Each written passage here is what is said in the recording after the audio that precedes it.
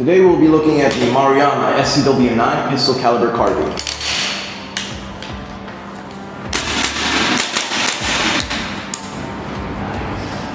So the SCW-9 is actually based on a certain pistol caliber carbine. Up front we have a tri-lug adapter for all your suppressors. Now the controls are basically ambidextrous, meaning the charging handle, the bolt release, magazine release, and of course the fire controls are found on both sides. At the rear we have a retractable buttstock with 4 positions. The gun also comes with its own tri-lug suppressor, which you can install using the tri-lug system. What's great about this gun is that it's compatible with VFC Glock magazines.